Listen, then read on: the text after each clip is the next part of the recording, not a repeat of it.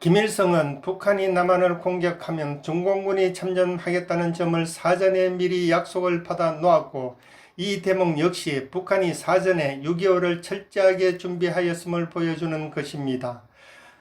이들의 이 방위 협정대로 마침내 중공이 6.25 전쟁에 개입하기 시작하였습니다. 중공 건국 제1주년이 되는 1950년 10월 1일 국군과 유엔군이 인천 상륙작전에 성공한 후 서울을 수복하고 38선을 돌파하며 북진을 계속하자 모택동은 김일성과 박헌영 명의의 공동서한을 전달받고 이에 참전을 결정한 중공군은 10월 19일 압록강을 건너 대규모 병력이 북한으로 침투하였습니다. 북한 지역에 잠입하기 시작한 중공군의 병력은 4야전군 31만 명, 3야전군 15만 명이 침투하였습니다. 한국에 침입한 중공군은 양호한 교통망을 회피하고 산악지대를 이용해 야간 행군으로 침투해 유엔군의 항공관측에 전혀 발견되지 않았습니다. 이들은 오후 7시부터 새벽 3시까지 평균 30km씩 행군하였으며 그 후 새벽 5시까지 참호를 파고 모든 흔적을 없애버린 후 낮에는 참호 속에서 잠을 잤던 것입니다. 금성전투 전쟁의 막바지 1953년 6월 10일 중공군은 철원과 화천 북방 금성지구의 국군 2군단 정면에 3개 군을 집중 투입하여 수도 고지 크리스마스 고지를 점령하고 약 3km를 남하하였으나 국군과 유엔군의 강력한 대응 조치로 큰 피해를 입고 9일 만에 공격을 중단하였습니다. 중공군은 휴전하기 전 마지막 전투에서 크게 승리하겠다는 각오하에 1953년 7월 13일 일명 7.13 공세라 불리는 기습적 총공세를 감행하였습니다. 중공군은 이 군단에 무려 5개 군을 투입해 국군 제2군단을 포위망 속에 넣어 섬멸하기 위해 집중적인 공격을 개시하였습니다. 이때 전방에 배치된 아군은 적이 새카맣게 밀려온다라고 보고하였습니다. 이 공격은 1951년 하반기부터 실시된 소규모의 고지 획득을 위한 진지전이나 고지전이 아닌 야전군급이 투입된 전투였습니다. 중공군은 은밀하게 아군의 방어 진지에 가까이 접근해 대피 진지를 준비한 후 공격을 위한 준비 사격이 진행되는 동안 숨어 있다가 그것이 끝나자마자 기습적으로 공격해 왔습니다. 국군은 동굴 방어 전투를 수행하였는데 중공군이 이를 역이용하여 동굴 입구를 점령하고 있다가 거기서 나오는 아군을 경멸시키곤 했습니다. 수도사단 육건수 대령이 전사하고 부사단장 임믹순 대령이 포로로 잡혀가게 되었습니다. 26년대 1중대 2소대는 최후까지 항복을 거부하고 전투하다가 소대장 이하 장병 전원이 전사하였습니다.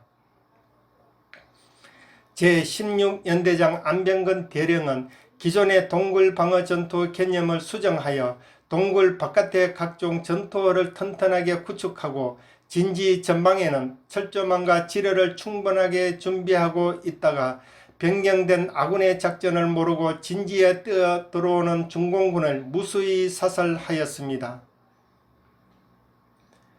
교암산에 배치되어 있던 제6사단 2연대 6중대 또한 7월 13일 밤 무려 6차례나 밀고 들어오는 적과 처절한 격전 끝에 중대장 김교수 대위 이하 전 장교 및 중대원 전원이 전사하였으며 불과 10명만이 7월 14일 아침에 탈출하였습니다.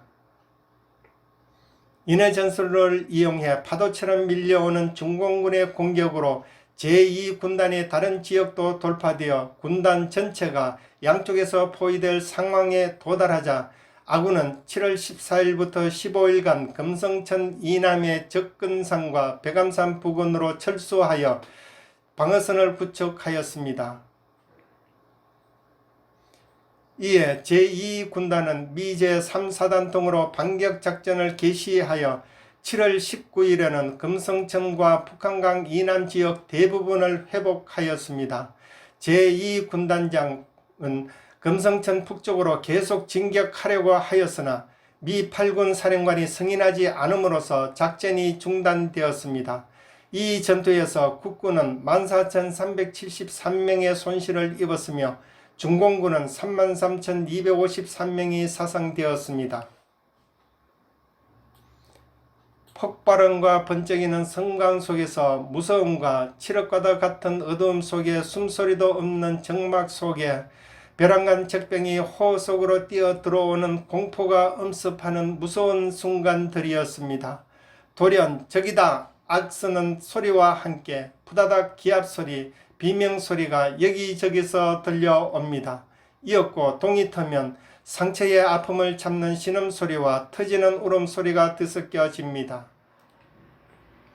흙먼지로 뒤덮인 몸을 여기저기 만져봅니다. 끈적한 피가 여러 곳을 적셨지만 움직일 수 있는 것으로 아직 살아있음을 느낍니다. 많은 아군 병사들이 흙먼지 속에 묻혀 있었고 살이 찢어지고 뼈가 드러나 울부짖는 병사들, 어깨 관통상을 입어 유혈이 심해 숨이 꺼져가는 병사들의 모습이었습니다. 산허리에는 중공군의 시체들이 수없이 널려 있었습니다. 중공군의 시체는 더욱 처참하여 머리나 팔다리가 없거나 배가 터져 내장이 밖에 흘러나오는 등 모두 눈을 뜨고 처참히 죽었습니다. 그러나 국군 병사들은 오늘 밤 또다시 겪어야 하는 전투 대비 작업이 시작했습니다. 결과적으로 중공군은 아군보다 2, 3배 많은 부대를 투입하여 기세 좋게 공격해 왔으나 며칠도 못되어 아군의 군단급 역습에 도로 밀리는 신세가 되었던 것입니다. 적의 최후 공세이자 6.25 전쟁의 마지막 결전은 결국 승패를 명확하게 규정하기 애매한 무승부로 끝이 났으나 사실상 금성 전투는 미군과 한국군의 승리로 끝이 났습니다. 1953년 7월 27일 정각 22시를 기해 한반도 전역에서 포성이 멈췄습니다. 마침내 3년 1개월 2일 즉 1129일간 지속된 전쟁이 막을 내리고 휴전 상태에 들어갔습니다. 그러나 말 그대로 전쟁은 잠시 멈춘 것이지 종결된 것이 아닙니다. 지금도 북한은 겉으로는 평화를 주장하면서도 상황이 불리해지면 어김없이 무력 도발을 자행하고 있습니다. 비무장 지도 내 1292개의 군사 분계에 쓴 표지판 그리고 무장 병력이 24시간 경계하고 있는 155마일의 휴전선은 남북 분단의 엄연한 현실을 대변해주고 있습니다. 70여 년의 세월이 흘렀지만 여전히 전쟁의 후유증은 우리 곁에 남아 있습니다. 1000만 이상 가족의 슬픔과 한은 태산보다 높아 아물지 않고 있습니다. 다시는 이 땅에 전쟁이 일어나서는 안 되겠습니다. 6.25 전쟁은 김일성의 남친 야욕에 의해 불법적으로 자행되었습니다. 그렇지만 당시 우리나라에 허술했던 군사적 대비 태시로 인해 전쟁 개시 3일 만에 4만 4천 명의 국군이 몰살당하고 수도 서울이 함락되었던 사실, 그리고 오랜 전쟁으로 수많은 인명피해와 엄청난 재산 피해를 초래했던 사실을 절대로 망각해서는 안 됩니다. 뼈아픈 과거를 기억할 줄 모르는 사람은 과거를 되풀이하게 된다.